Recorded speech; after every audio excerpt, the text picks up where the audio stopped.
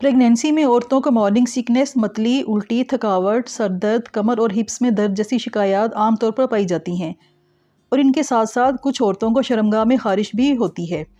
ये सब में नहीं होती, लेकिन कई औरतों में ये भी पाई जाती है।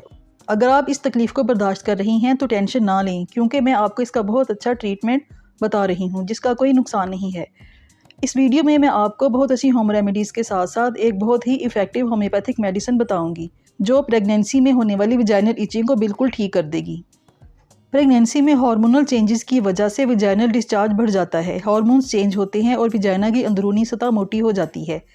इसके अलावा विजाइना के अंदर हर वक्त बैक्टीरिया मौजूद रहते हैं। इन सब की वजह से विजाइना का पीएच लेवल तब्दील हो जाता है, जिसकी वजह से वहाँ पर खारिश, दर्द, जलन शुरू हो जाती है, जिसे विजाइनल ईस्ट इन्फेक्शन भी कहते हैं।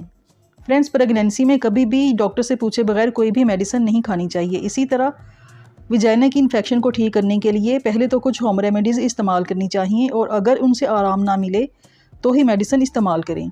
इस वीडियो में मैं विजाइनल इचिंग को ठीक करने के लिए कुछ टिप्स, होम रेमेडीज़ और इनके साथ साथ होम्योपैथिक मेडिसिन बताऊंगी जिसे आप बगैर किसी डर के इस्तेमाल कर सकती हैं।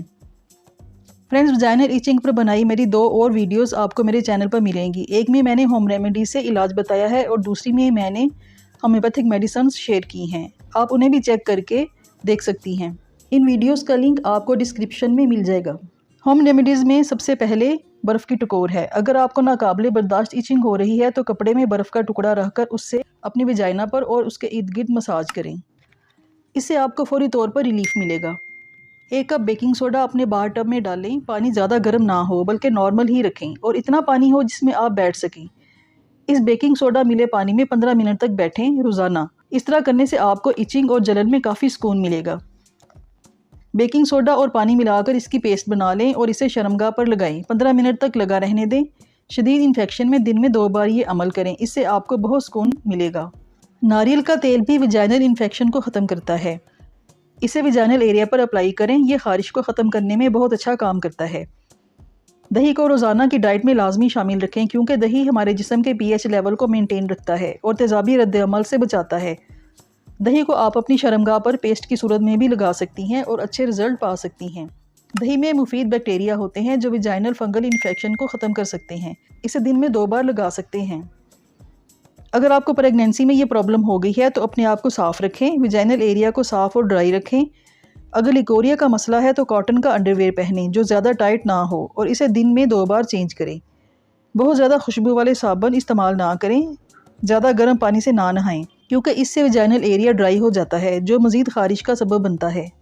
अब मैं आपको वो मेडिसिन बताऊंगी जो दौरान हमल विजाइना में खारिश के लिए बहुत ज़बरदस्त असर दिखाती है। ये होम्योपैथिक मेडिसिन कालोनसोनिया 30 है। इसे 5-5 ड्रॉप्स दिन में 3 बार थोड़े से पानी में डालकर कुछ दिनों तक पीने से शर्मगाह की खारिश, जलन और वरम बिल्कुल ठीक हो जाता है। आराम आने पर मेडिसिन बंद कर दें। ये दौरान हमल इस्तेमाल होती है और इसका कोई बुरा असर नहीं होता, इसलिए आप इसे किसी डर के बगैर इस्तेमाल कर सकती हैं।